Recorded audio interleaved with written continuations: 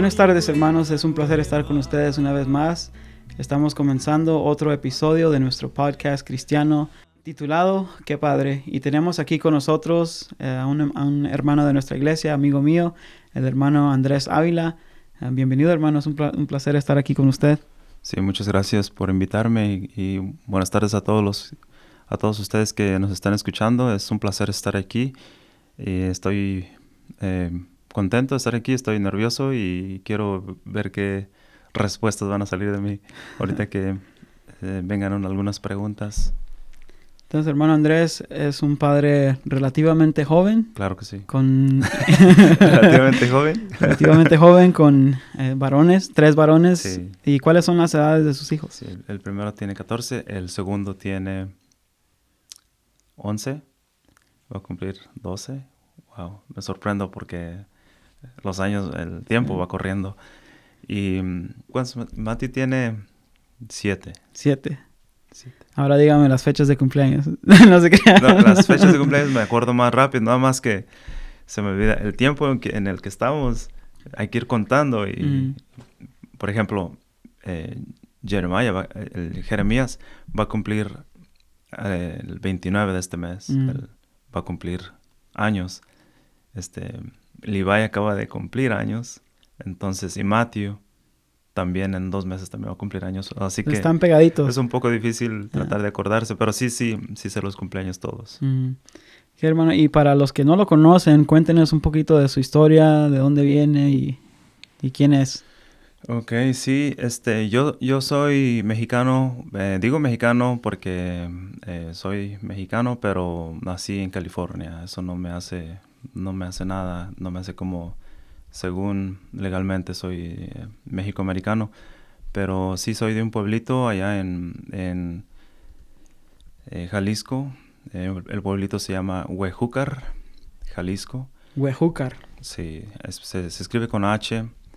Es un pueblito muy, muy bonito y allá crecí, pero nací en California, en Los Ángeles, California. ¿Cuál es la población de Huejúcar, más o menos? A lo mejor menos que 10,000. Menos de 10,000. Sí. Okay. ¿Y cuántos años pasaron ahí en México? En México pasamos los años de cuando yo me acuerdo que entré al kindergarten ahí en California, pero después al pasar al primer grado nos fuimos para México y esa edad yo creo que era la edad de los 5 o 6 años. ¿Y estaba con su familia, sus hermanos, hermanas? Ya tenía, y como mis hermanos son seguiditos, mis hermanas. ¿Cuántos hermanos tiene? Tengo 4 hermanas y 3 hermanos. Ah, o sea, familia grande. Sí, y era como era hombre, 2 mujeres, hombre, 2 mujeres, hombre, 2 mujeres. Sigue. Tengo 2 hermanas menores que yo y el hermano más chiquito apenas todavía no tenía 1 año y nos fuimos para México. En México pasé una infancia muy bonita. Allá en el rancho fui sembrador. Y cuando mi abuelito sembraba con un macho y un caballo, y yo iba ahí tirando la semilla. Y hay muchas historias bíblicas que hablan de como de animales y cómo los usaban para eso, ¿verdad? Y cuando yo leo las historias, luego las memorias vienen a mi mente. Y ya sabe de lo que está hablando. Ya me imagino todo. Ajá. Sí. ¿Y qué tipo de horario trabajaban como sembrador? Allá pues era de sol a sol, pero era aún así, era una vida muy, muy bonita. Y eventualmente se regresan a los Estados Unidos. ¿A qué edad se regresaron?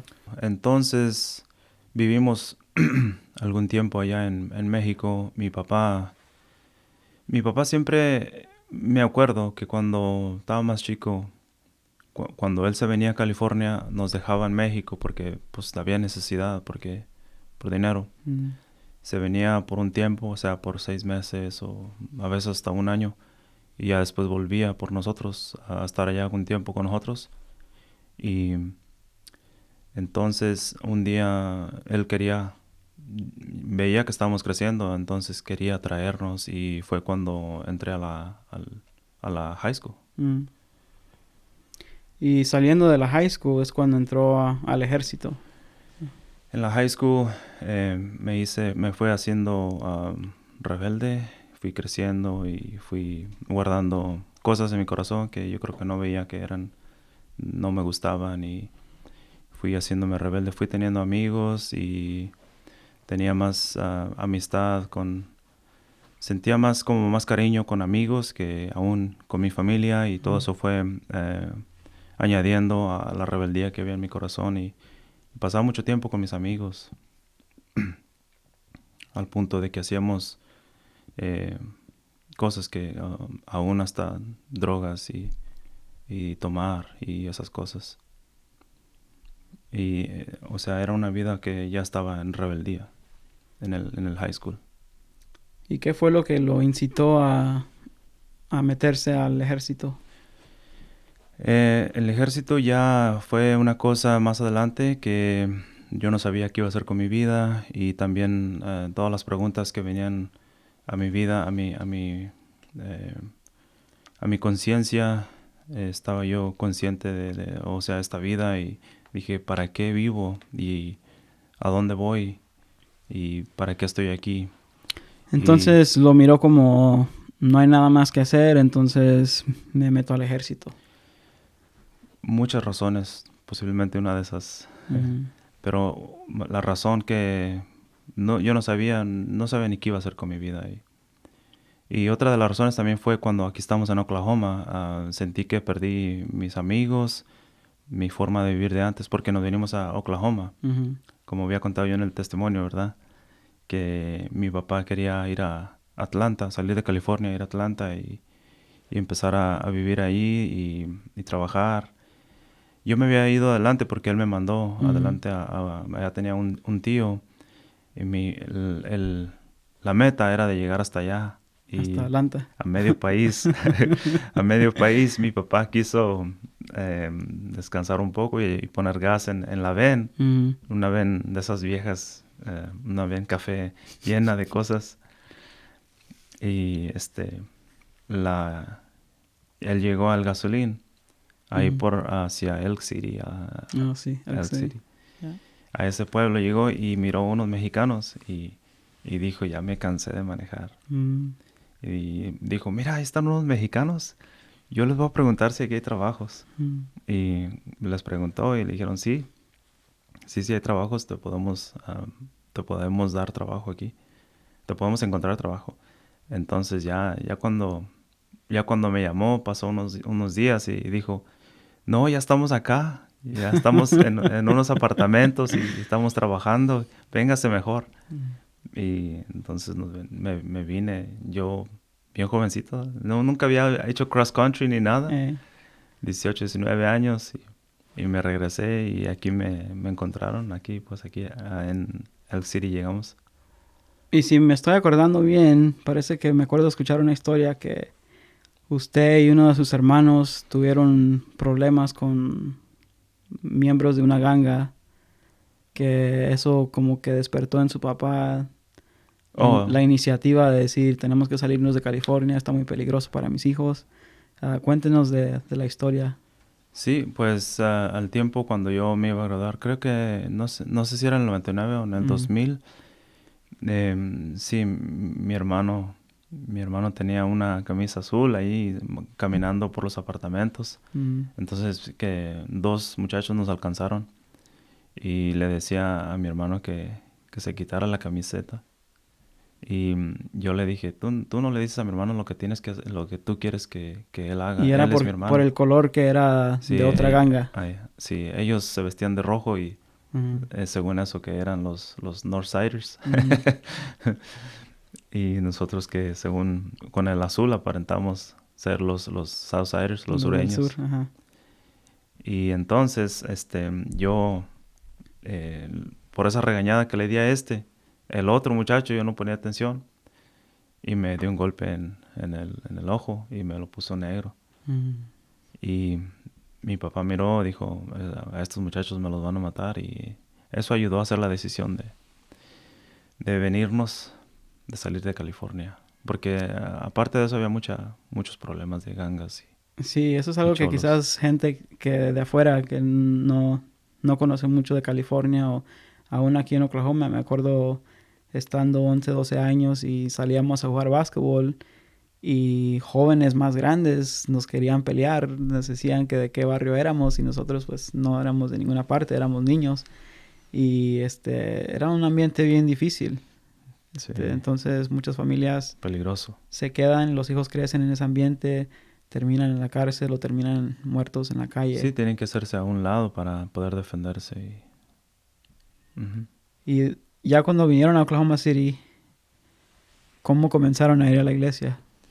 Bueno, ya cuando estamos aquí en Oklahoma City, aquí en Oklahoma, porque estamos en diferentes pueblitos, empezando con Elk City, después Clinton y pueblitos chiquitos. Se fueron acercando poquito a poquito. Sí, y yo estaba afectado por el cambio y por varias cosas que había en mi mente y las preguntas acerca de que por qué estoy aquí y si existe Dios, por qué no me dice que para qué estoy aquí. Y entonces yo... Esas son las mismas preguntas que tuvo cuando salió de la high school, antes de entrar al ejército. Sí. Después que salió del ejército, todavía tenía esas preguntas. Sí, son las mismas preguntas que taladran hasta la conciencia de uno y uno piensa, y todo le pasa al ser humano, a todo ser humano le pasa esto y muchos quieren ahogar el hecho de ser subconsciente. Eres un ser humano, tú no eres un animal, eres una persona, tienes una alma, tu vida tiene valor. Alguien te puso aquí porque te ama y porque quiere algo bueno para ti. Y yo creo que cada joven está buscando el propósito de su vida. Propósito, porque existo, para qué vivo, a dónde voy después de esto. Y todas esas preguntas taladraban hasta mi conciencia y eso hizo también que yo quisiera hacer algo. Entonces llamé a los reclutadores y traté de meterme al Army, entonces lo hice. Fui a tomar el examen, el ASVAB test, y me mandaron, luego me llamaron, me dijeron que sí, que pasé el examen y que querían hacerme los exámenes médicos y todo eso.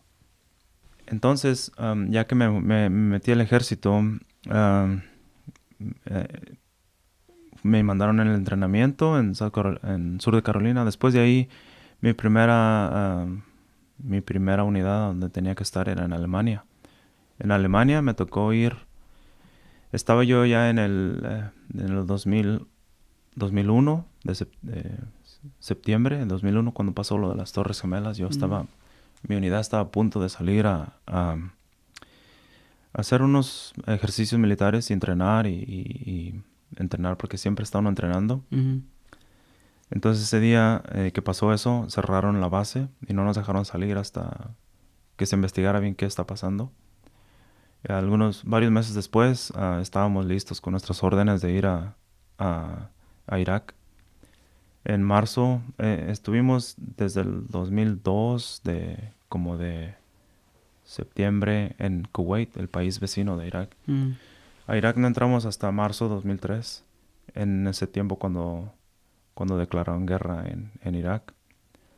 ¿Y a usted le tocó mirar la acción militar? Me tocó mirar acción militar, pero no como se ven en las películas. No como... yo dije en mi testimonio que el peligro más grande para mí era porque yo siempre andaba manejando de un lugar a otro y tenía que levantar cosas que se necesitaban para nosotros, y también correo, porque aún así todavía los soldados reciben correo, aún estando en guerra, pero más bien como varias cosas que se necesitaban. Por ejemplo, agua y varios suplementos ahí que nos ayudaban. Y una de las cosas que podrían ser peligrosas para mí era encontrarme con una emboscada de enemigos de Estados Unidos o algo que pudiera explotar en el camino todas las mañanas. Ese era mi mayor peligro. Pero también cuando estábamos entrando al país era de que también ahí hubiera grande emboscada y gran pleito y guerra. Nos decían a nosotros que si hay es que adelante de nosotros iban la infantería, iban las fuerzas especiales y otros grupos más especializados en lo que, pues en batalla. Nos decían, si hay un pueblo, porque hay muchos pueblitos, ¿verdad? Si hay un pueblo, no nos dejaban entrar hasta que estuvieran seguros que podríamos pasar. Y ahí también había peligro. Y en ese tiempo que estaba del otro lado del mundo, ¿cómo era su relación con Dios? Yo no era salvo. No era salvo, no conocía a Dios. No, todavía andaba tratando de buscar respuestas a las preguntas de mi propósito de vivir. ¿Y tenía un interés de buscar de Dios o...? No, realmente, a lo mejor sí, un pequeño interés, pero realmente yo, con mi rebeldía, yo me quería morir. Realmente, con mi rebeldía, quería lo que fuera. Y algo de las cosas que me motivaba era, para estar ahí, a lo mejor era eso. Entonces usted está en un ambiente bien peligroso, como hemos visto en las noticias, y usted se siente... Yo estoy listo para morir. Si me toca morir aquí... Listo, no listo, yo decía, yo no estaba listo para vivir. ¿Quién me puso aquí? ¿Quién me hizo estar aquí? Esas eran mis preguntas rebeldes acerca de mi existencia. Y obviamente está aquí, entonces eso quiere decir que sobrevivió la guerra. Y esa fue la razón por la que me quise yo estar en una guerra, para dar la vida por el país. Yo decía, si la vida no tiene ningún sentido, si no tiene valor, ¿para qué estoy aquí? Si no hay respuestas a mis preguntas, por lo menos daría mi vida para un propósito, para el país de Estados Unidos. Entonces cuando regresa del ejército, se vienen a Oklahoma City. A mí me mandaron de regreso a Alemania, y de Alemania me dieron órdenes para estar en El Paso, Texas. En El Paso. Allí en Fort Bliss estuve en esa base, y yo viví solo en mi apartamento, y yo venía, hice amigos y llegué ahí y tenía como todavía más depresión y todavía más mala influencia. Cuando estás con soldados, lo que más influye es, los soldados están bien ejercitados, ellos toman todo lo que quieren, no se emborrachan tanto. Y están bien ejercitados porque hacen ejercicio, comen bien y mucha fuerza. Y yo más tomaba, todavía aún más. Y todavía estaba ahí todo, la rebeldía, depresión, todo me estaba ahí matando. Entonces fue en el noviembre del 2004, casi para acabar el año, donde me sentí tan triste, tan bajo, tan deprimido. Si aún era poca cosa, me sentí como que yo no merezco vivir. No merecía vivir. En ese día, yo creo que Dios estaba trabajando en toda mi familia, porque conté también en el testimonio cuando unos poquitos días antes de esa fecha que acabo de dar, unas semanas antes, llegó mi familia, mi papá, mis hermanos, y me visitaron allí al Paso, Texas. Entonces, cuando ellos llegaron ahí, me hablaron, ya estamos aquí, ¿dónde es la dirección? Y les di la dirección. Y entonces, antes de que yo pudiera darle la bienvenida, darles un abrazo y todo, hicieron una ruedita para hacer una oración y dar gracias a Dios porque el viaje había llegado bien. Y yo decía, los miraba, estaban en su ruedita y haciendo oración. Y yo decía, ve nomás, qué ridículos se ven. ¿Con quién está hablando? ¿Con quién están hablando? ¡Qué ignorantes! Pues es mi familia, ni modo. Y yo no era salvo. Yo no entendía lo que estaban haciendo. ¿Y no era la misma familia que usted conocía antes de irse al ejército? Cuando usted ya regresó para atrás, para Texas, ya no eran los mismos. Se me hacía tan diferentes. Y ellos comenzaron a invitarlo a la iglesia, me imagino. Y mi papá, como... Este es un caso, bueno, este es un punto como importante en mi vida. Yo con mi papá no tenía ninguna relación. Desde que nos movimos para California, desde que empecé a crecer en amargura, en mi corazón, no hubo buena relación en mi crecimiento con mi papá. Y una de las cosas fue cuando también en ese tiempo mi papá me hablaba por teléfono y me decía, porque yo también miré mucha de su maldad. Yo miraba cuando él tomaba y cuando él golpeaba a mi mamá. Y una vez hasta me peleé. Yo me metí y también ahí anduve golpeándolo. Bueno, y mi relación con él no era buena. Entonces ya cuando me llamó por teléfono, me empezó a llamar y yo dije, ¿por qué me llama? ¿Qué quiere? Entonces contestaba y yo decía, ¿qué pasó? ¿Cómo están? Porque si yo diría que fuera una emergencia, me hablaría él o mi mamá siempre me hablaba, yo siempre le hablaba a mamá. Y entonces me dijo, hijo, ¿what? ¿Hijo? Dios me ha cambiado, quiero que me perdone. Jesús está en mi corazón. Y dijo, ya empezamos a ir a la iglesia. Y dije, ¿qué? Y dice, usted debe de aclamar a Cristo y pedirle perdón. Busque de Dios, busque de Cristo. Y dije, ¿a poco sí? ¿Él te cambió? Y yo todavía era incrédulo.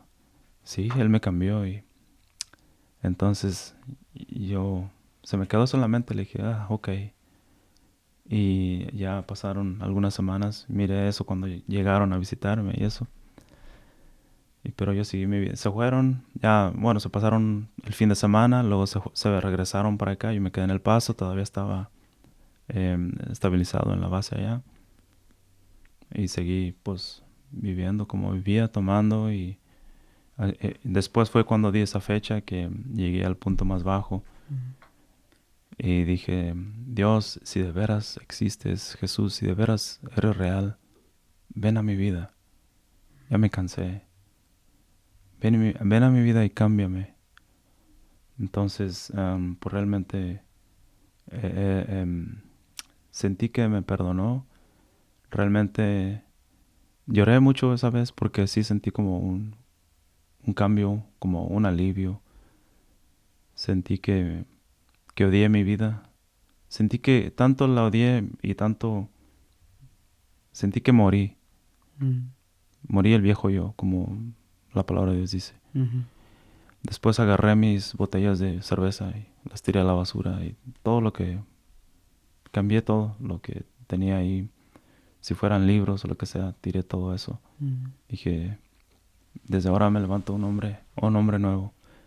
Y ese día estaba tomado y abrí el agua en la regadera, lo más frío que daba, y ahí estuve. Y cuando se me fue el afecto, empecé a buscar versículos de la Biblia que me decían que yo te amo, yo te he estado cuidando. Y me arrepentí, pues, y busqué de Dios y empecé a buscar iglesias. Por alguna razón, yo pensé que todas las iglesias eran buscar de Dios. Y siempre que iba a una iglesia, no sabía yo, pero eran pentecostales y eso. Entonces, lo poquito que ellos tienen me ayudó un poco a crecer y a leer la Biblia. Y varios programas de la radio como David Jeremiah y Adrian Rogers, eso me ayudaba mucho. Y regresando otra vez al momento que usted dice, el momento bajo de su vida,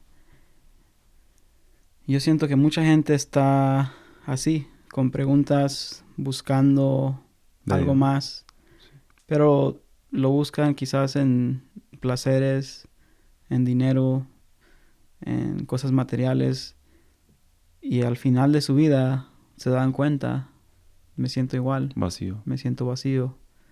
No hay nada. Sí.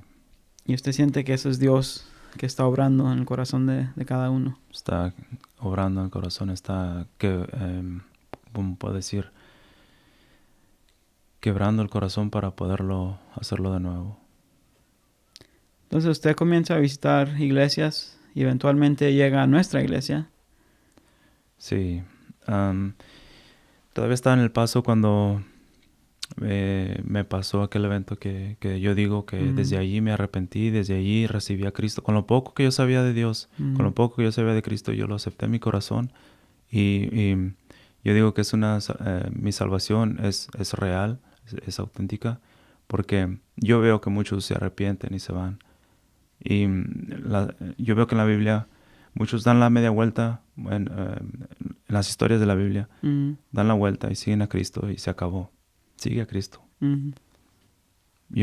Así me pasó. Yo, como dije, me arrepentí, tiré mi cerveza, tiré todo lo que no servía. El Señor cambió mi vida. Empecé a tener hambre de buscar de Dios. Y ya no. Bueno, una pura vez, unos amigos ahí en el Army me invitaron a un club. Entonces yo pensé ir al club. Bien, así como si fuera a la iglesia también, con mi camisa y todo. Dije, voy a ir al club, voy a jugar billar, pero no voy a tomar nada. Fui, estaban mis amigos, estaban tomando, ellos me decían, oye, ¿qué te pasó? ¿Por qué no tomas? Dije, no, es que ya voy a cambiar mi vida, no quiero. ¿De veras? Bueno, pues tú puedes manejar y todo eso. Entonces, pero les dije, ¿saben qué? No puedo manejar. Porque siento algo bien pesado aquí, que me dice que no esté aquí, que ya me voy. Y me fui. Duré como 1 hora en ese lugar. Dije, se me da que sí soy salvo. Entonces, desde ahí yo noté que ya no quería nada del mundo. Entonces, después cuando me pasó ese evento de mi salvación, que yo digo que es mi salvación, yo dije, no tengo por qué, voy a cambiar, voy a agarrar mi vida en serio, voy a ser diferente. Y mi esposa, la que es mi esposa, era mi novia antes de ser salvo. Cuando yo llegué al Paso, yo iba al pueblito de mis padres, el que mencioné hace rato, que es Huejúcar, Jalisco. Y ahí la conocí. Ella era una muchacha muy seria, porque yo, a lo mejor, posiblemente había una parte en mí que decía, desde antes que yo fuera salvo, que decía, quiero una vida seria, quiero una vida, ya quiero cambiar. A lo mejor había como un poquito de hambre que ya quería cambiar, yo. Entonces miré una muchacha que casi nunca salía, bien seria, bien bonita. Y le empecé a hablar, y ella casi no quería hablar. Pero mi prima hablaba por mí, a ella. Entonces, después yo pregunté por medio de mi prima y le pregunté, algún día pude mensajear y todo eso. Entonces, le pregunté que si quería ser mi novia y no era salvo. Entonces, ya cuando me fui salvo, le pregunté que si quería casarse conmigo. Entonces ella era jovencita, tenía 18 años. Y yo ya tenía pues como mis 26 y como dije antes también, el testimonio, dije, porque yo miré varios ejemplos malos en el matrimonio. Yo decía, si así es el matrimonio, ¿para qué casarse? Entonces por eso es que a la edad de los 26 me casé. Y entonces fui por ella, nos casamos, estuvimos 6 meses en El Paso. Después nos venimos aquí a Oklahoma City en el 2000, empezando el 2006. Entonces estuvimos yendo todavía aquí en Oklahoma City de iglesia en iglesia. Y estuvieron visitando varias iglesias, pero ¿qué es lo que lo convenció de... Sí. Cuando usted llegó a nuestra iglesia que dijo, aquí es donde tengo que estar? Siempre nos reuníamos ahí en la casa de mis papás. Ahí es donde vive el hermano Juan y la hermana Julieta. Esa era... Mi papá se los vendió a ellos. Y se hablaban muy bien y ellos invitaron... El pastor invitó a ellos a venir a la iglesia. Y ellos, el hermano Juan, la hermana Julieta, invitaron a mis papás y a mis hermanas. Entonces, ellos venían y el pastor un día visitó a mi papá. Me acuerdo que teníamos una pequeñita fiesta y una piñata. Estábamos en la yarda y miré que estaba un americano hablando con mi papá es que teníamos una ventana así y estábamos en la yarda y yo volteaba para adentro y decía, ¿qué quedaría ese americano? Está hablando con mi papá sentados en la mesa. Y abrí la puerta de vidrio y no me miraba el americano, pero yo estaba ahí, como dice, como que vine a la cocina a agarrar algo, un vaso de agua. Estaba con el oído atento. Dije, creo que habla muy bien el español este americano. Entonces, ya que yo entendí que los estaba animando para que siguieran yendo a la iglesia, me dio curiosidad por querer visitar también. Entonces fui cuando tenían la iglesia en McKinley. Ya cuando fuimos ahí, que fue en el 2009, unos meses antes de moverse a la iglesia, al edificio que está en la Penn, y la 50. Fui a visitarlos primero a la McKinley y me dijeron, siga viniendo. ¿Le gustó? Sí, me gustó, está muy bien. Vamos a seguir viniendo, pero hasta que se muevan a aquella iglesia, porque ya sabía que se iban a mover. Sí. Y quiero parar ahí un poquito para decir, ¿verdad? Si hay alguien que está escuchando, que está mirando este episodio y dice, pues no sé a qué iglesia ir, ¿verdad? No sé qué es lo que debo de hacer. Quiero animar y decir que nuestro afecto debe ser por la verdad. Nuestro deseo debe de ser estar en la verdad, no ser leal a un pastor o a una iglesia o lo que nos han enseñado nuestros padres, sino simplemente decir qué es la verdad y qué es lo que la Biblia dice y cuál es la iglesia que está enseñando eso. Y a través de ese método yo siento que Dios puede dar paz cuando uno visita la iglesia correcta. Sí, es así. Sí te puede dar paz, pero cuando estás en el error y de repente ese día que yo oí al pastor James Merlo platicando con mi papá, sí tenía mucha curiosidad, quería saber la verdad. También tenía todavía muchos compromisos donde estaba, pero Dios me ayudó y es bueno pedirle a Dios en oración, realmente, honestamente, su corazón, Señor, ¿dónde quieres que yo esté? Y Dios te va a decir la verdad. Si no quieres seguir la verdad, está en ti. Y siguió yendo a la iglesia fielmente y eventualmente llega al punto que Dios sigue obrando en su corazón y usted decide dejar su trabajo, dejar todo lo que conoce a un lado para regresar a la escuela, pero no a una escuela normal, sino a un colegio bíblico. Cuéntenos un poquito de eso. Desde un principio, cuando yo fui salvo, que estaba en El Paso, yo oí una predicación, no sé si Adrian Rogers. Él dijo 3 cosas. Cada ser humano tiene 3 llamados. El llamado a arrepentirse, ese es uno. El llamado a servirle, y ese es el segundo. Y el tercero es el llamado a juicio. Y esa vez me dio temor cuando escuché esa predicación. Entonces ya había sido yo llamado a arrepentirme, ¿verdad? Entonces yo quería seguir y decir el segundo paso, que sería a servirle. Y después que nos vinimos a Oklahoma City en el 2006 entré yo al Dolisie y soldaba yo ahí. Mi trabajo era soldador. En el 2016 fue cuando dejé mi trabajo. Siempre que oía aquí la iglesia, siempre que oía al pastor y siempre que miraba jóvenes que se preparaban, yo decía, pero ya no estoy joven. Eran mis excusas. Ajá. Pero sí, siempre tenía un deseo por querer predicar. Siempre oía las predicaciones. Y en el 2016 dejé de soldar, dejé mi trabajo. Y me acordé que tenía ese programa de J.A. Bill en el Army, Ujú.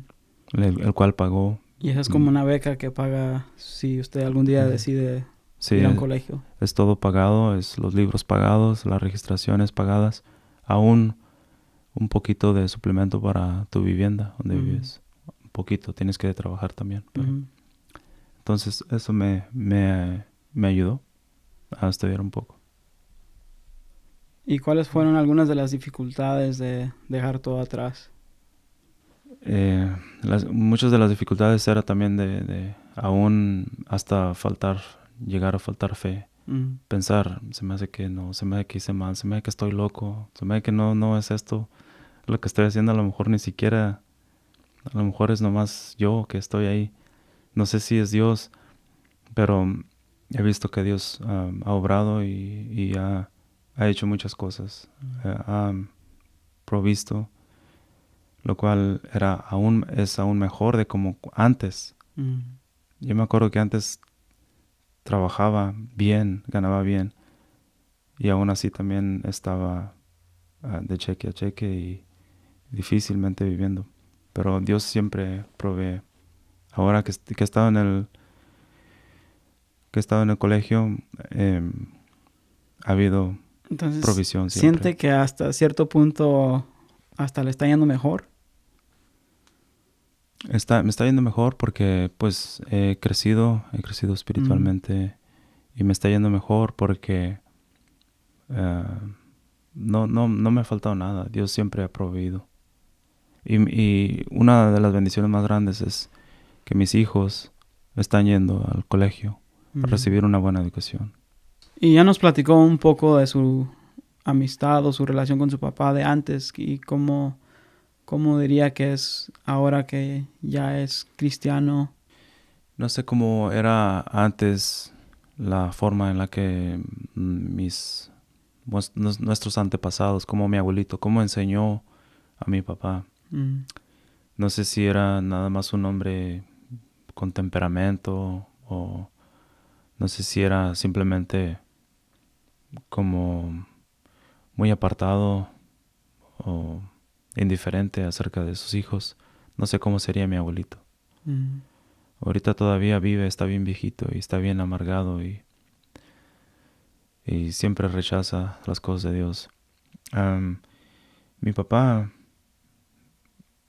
no sé por qué, pero él ha sido como un hombre frío. Nunca me dio así como... Simplemente a lo mejor me acuerdo por ahí algún cumpleaños que me haya dado un abrazo. Y todo pues como con medio timidez o como con vergüenza o no sé cómo. Pero había sido una relación como... No me dirigió palabras, no me dijo cosas buenas de la vida. No me enseñó algo como un buen trabajo. Pero entiendo que él pues no era salvo también. También una de las cosas, nunca, que también está raro, hasta ese punto nunca me levantó la mano. Pero el mundo puede decir que corrige a sus hijos, pero con golpes, donde quiera. Él no me levantó la mano, en la cabeza, nada. Pero lo malo que debería haber sido bíblico sería una buena corrección desde chiquito, como nalgadas y eso.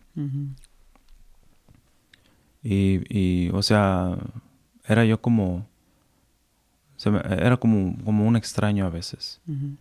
Y ahora, siendo creyente, ¿qué tan difícil fue de su parte decir, tengo que superar cualquier amargura que tenga en mi corazón, tengo que perdonar, tengo Sí. que a ser ahora yo el que le llama a mi papá para decir, como dice la Biblia, de honra a tu madre y a tu padre. ¿Qué tan difícil estuvo eso? Sí, una vez, y había sido en la iglesia pentecostal, una vez un mensaje me quebrantó el corazón. Y yo le pedí perdón a mi papá en ese día.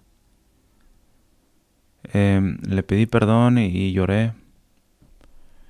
Lo raro es que todavía me acuerdo que él volteaba alrededor y miraba como que le daba vergüenza que yo le diera un abrazo, que yo tratara de abrazarlo. Y yo lo perdoné. Yo no tenía nada más que perdón para él. Pero aún así él miraba como que le daba pena. Y ese día que lo perdoné, todavía perdoné ese día. Porque ese día él, no sé si estaba como dicen en inglés, dumbfounded. Estaba confundido. Estaba confundido él porque, como le digo, volteaba alrededor a ver quién veía y le daba como que le daba vergüenza. O sea, en ese día yo derramé todo mi corazón y lo perdoné. Y después todavía perdoné para perdonarlo en ese día.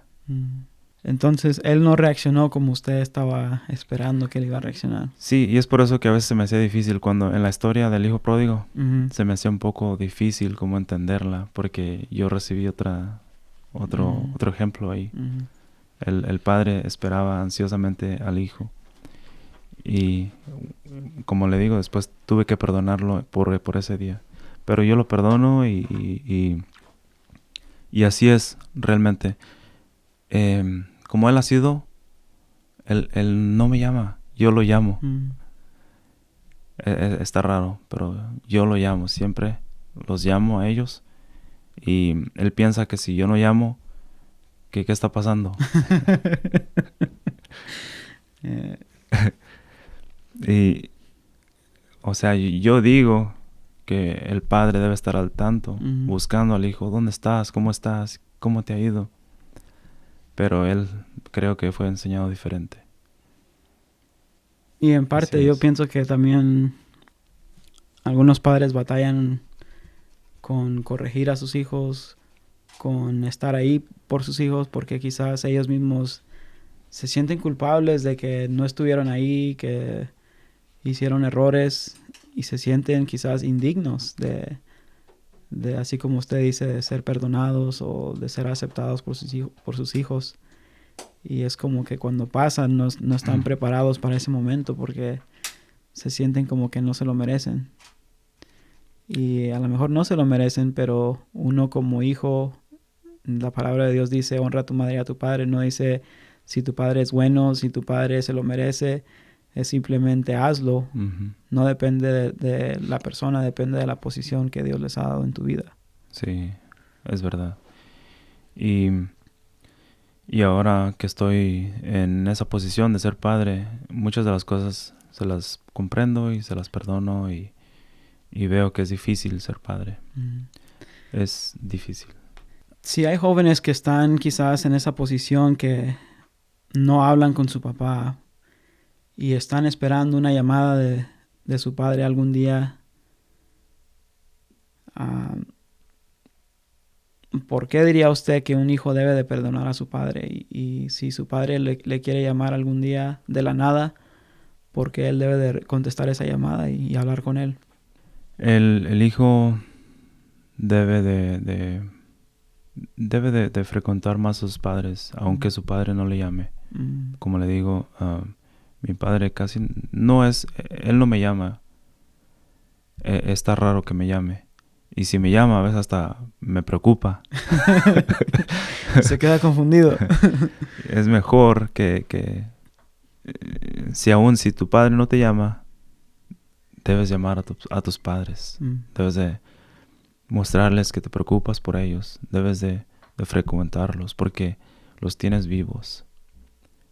Y hay gente que no tiene a sus padres vivos que te aconsejarían, busca a tus padres. ama a tus padres. Está ahí, debes de estar ahí por ellos. Porque al rato a ti te toca lo mismo. Puede hacer que tengas hijos que no les importes. Pero por ahora haz tu parte y búscalos, llámales. ¿Qué le diría a su papá si él está mirando este episodio y quizás algo que no tendría la libertad de decirle en persona? Pues que yo estoy siendo obediente al Señor en buscarlos, en perdonarlos, en perdonarlo a Él, en amarlo a su manera. Uh-huh. Pero yo en la manera de buscarlos, de frecuentarlos, de saludarlos y tratar de escuchar, tratar de hacer plática con Él. Uh-huh. Porque hacer plática con Él y escuchar si Él tiene plática, tratar de que me importe, o sea, que me guste lo que me dice y que entienda que tiene en mí, que tiene un hijo, que tiene un oído para escucharlo. Y pues que estoy contento que Dios lo tiene con salud y que está bien. Amén, hermano. Y usted como padre de 3 varones pequeños, ¿cuáles son las batallas que ha enfrentado tratando de criarlos? Ay, ay, ay. Saque la lista.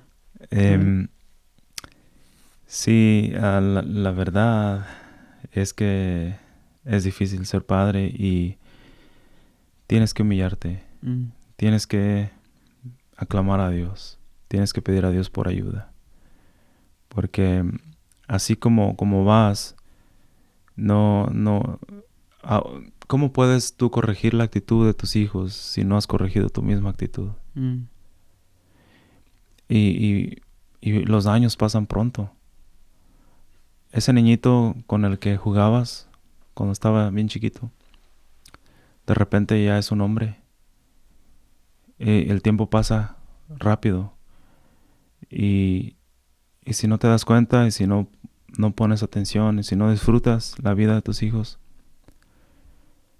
ese muchacho puede pasar lo mismo, puede ser que tenga rebeldía ahí en su corazón. Y si se te está pasando el tiempo, pide a Dios por ayuda. Y humíllate, sé humilde. No porque, bueno, tienes que tener el orden Uh-huh. que hay en tu casa. Tienes que hablarles con fuerza, tienes que ordenarlos bien, que te obedezcan. Pero trata de que Dios te dé un espíritu que puedas discernir, que puedas ver cómo están creciendo, cómo es su actitud, cómo es su carácter. No pueden ser rebeldes contigo, porque tú eres su autoridad en tu casa. Y si no respetan su autoridad, que eres tú y su mamá de él, de tus hijos, entonces, bueno, que respetan la autoridad en la casa, Uh-huh. ¿cómo van a vivir? ¿Cómo Dios los va a usar? Sí, algo que yo le digo a mi hijo, le digo, tienes que hacerme caso. Si no me haces caso, te tengo que dar buenas, ¿verdad? Y me dice, ¿por qué? Y le digo, es que si no me haces caso a mí, cuando crezcas, no le vas a obedecer a las autoridades, a la policía. Y la policía, ellos no te aman como yo te aman. Ellos te van a meter en una cárcel. Sí. Entonces, para protegerte, tengo que lastimarte un poquito y tratar de ayudarle a entender eso. Parece que es difícil para que los padres pasen tiempo con sus hijos.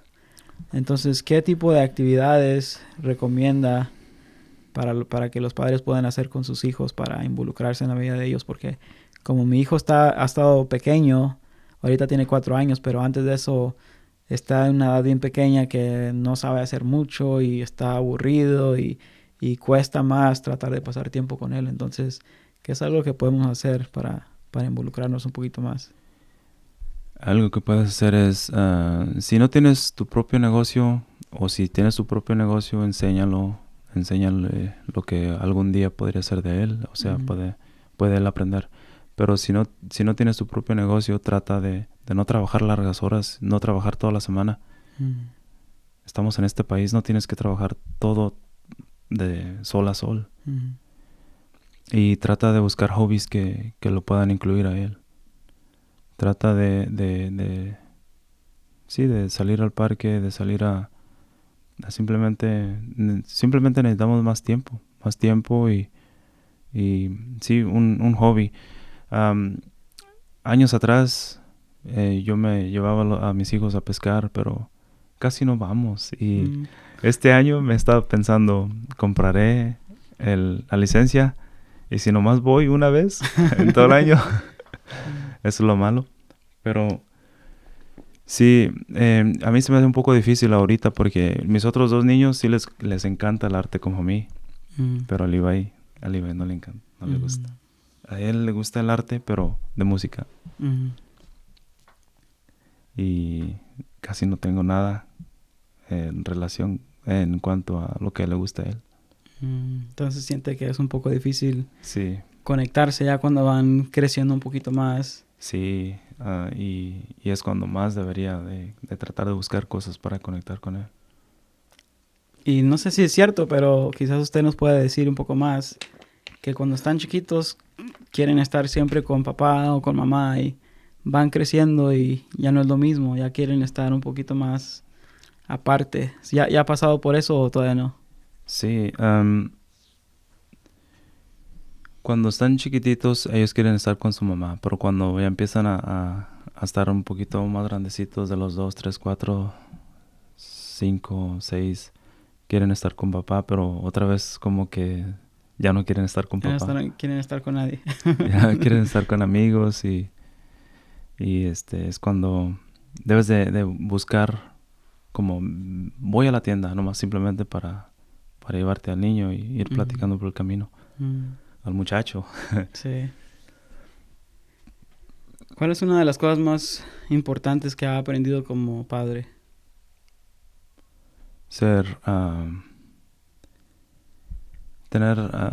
Usar autoridad, ser un líder y ser muy humilde y tratar de ser un ejemplo y buscar más de Dios y no ser hipócrita, porque podremos decir podremos aparentar que somos bien espirituales o que estamos bien cerca de Dios, pero en la casa yo he aprendido que tengo que cuidar aún mi propia actitud. Y tengo que explicarle porque mi hijo Levi está creciendo y tengo que tener paciencia y tengo que tener como explicarle a él lo que está pasando porque él quiere saber. Y a veces cuando él me pregunta ¿qué vamos a hacer o qué está pasando? Como me toma a mí por querer responder con mala actitud, aún yo mismo. O sea, entonces, ¿cómo voy a condenar su actitud si yo estoy respondiendo con mala actitud? Y eso es lo que he aprendido. Tengo que tener buena actitud, ser paciente, ser amable, ser humilde, pero ser fuerte en cuanto a la autoridad de la casa. ¿Qué significa para usted ser padre? Ser padre. Qué padre. Qué padre ser un padre, ¿verdad? Sí, es una bendición y es bueno. Me hace crecer, me hace entender más las cosas y me da miedo. Pero eso es bueno porque significa que lo primero que voy a hacer es doblar mis rodillas y pedir a Dios por ayuda. Para concluir el episodio, hermano, ¿siente usted que ya encontró las respuestas para todas sus preguntas que tenía? Oh, sí, claro. ¿Y cuáles eran? Bueno, las preguntas que yo tenía acerca de que por qué estoy aquí y para qué, quién me hizo y y hacia dónde voy. ¿Y cómo podemos encontrar ese propósito? Pues simplemente buscar de Dios, encontrar a Dios, aceptar su mensaje de salvación, porque podemos aprender en la Biblia que Él nos creó a todos para su gloria, para que un día podamos ver su gloria, porque un día Él quiere que veamos su poder, su gloria, sus maravillas, que un día podamos verlo a Él. La hermosura es de estar cerca de Él y verlo, y ver dónde podremos estar cerca de Él, en aquella ciudad hermosa en el cielo, como cuenta la Biblia. Y pues sí, se respondieron las respuestas a mis preguntas. Él me creó, Él me tiene aquí para un propósito que Él quería que yo existiera, Él quería que yo estuviera aquí, y Él quería que yo mirara lo maravilloso que es su perdón. La Biblia nos cuenta, podemos saber un poco acerca de los ángeles que están con Él en el cielo. Ellos le aman, ellos están cerquita de Él. Ellos no han estado en el peligro de si salvarse o perderse. Y eso es algo maravilloso, que tenemos libre albedrío. Podemos decidir si queremos estar con Él o si no queremos estar con Él. Decidir si lo queremos en nuestra vida o si no lo queremos en nuestra vida. Los ángeles no tienen eso que nosotros tenemos. Y ellos quisieran mostrarle, pienso yo, ellos quisieran mostrarle que le aman. Y Dios nos creó para mostrarle. Nos creó con esa imagen de Él.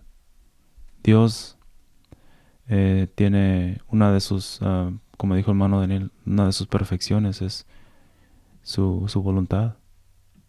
Y nuestra voluntad es o ser de Él o no ser de Él. Y muchas de las preguntas son respondidas cuando tú vives para Dios. En 1 de Pedro 1:3 la Biblia nos dice: bendito el Dios y Padre de nuestro Señor Jesucristo, que según su grande misericordia nos hizo renacer. Aquí escuchamos el testimonio del hermano Andrés Ávila, y él dice: yo llegué a un punto bajo, llegué a un punto que siento que me morí. Y eso es lo que pasa cuando uno mira la realidad de la vida, que cuando uno llega a Dios, uno puede volver a nacer. Dice: bendito el Dios y Padre de nuestro Señor Jesucristo, que según su grande misericordia nos hizo renacer para una esperanza viva. Amén. Por la resurrección de Jesucristo de los muertos. En el libro de Juan capítulo 3 nos platica una historia. Dice que había un hombre de los fariseos que se llamaba Nicodemo. Nicodemo era un fariseo, y él vino a Jesús de noche. Le dice: Maestro, sabemos que has venido de Dios, porque nadie puede hacer las señales que tú haces si no está Dios con él. Entonces Jesús le responde de esta manera. Le dice: de cierto os digo, que el que no naciere de nuevo no puede ver el reino de Dios. Nicodemo está pensando corporalmente, ¿verdad? ¿Cómo puede un hombre nacer de nuevo si es viejo? ¿Puede acaso entrar por segunda vez en el vientre de su madre y nacer? Pero Jesús no está hablando de lo que es volver a renacer físicamente, sino que está hablando nacer de nuevo o nacer del Espíritu. Dice: lo que es nacido de la carne, carne es, y lo que es nacido del Espíritu, Espíritu es. Entonces te quiero animar, si no has puesto tu fe y tu confianza en el Señor Jesucristo para poder renacer, que lo aceptes hoy para que lo puedas hacer. Y como dijo el hermano, siento que morí, siento que yo ya dejé de vivir para mí, y ahora puedo vivir para Dios. Gracias por escuchar este episodio. Espero que sea de bendición a su vida. Compártelo con los demás. Gracias.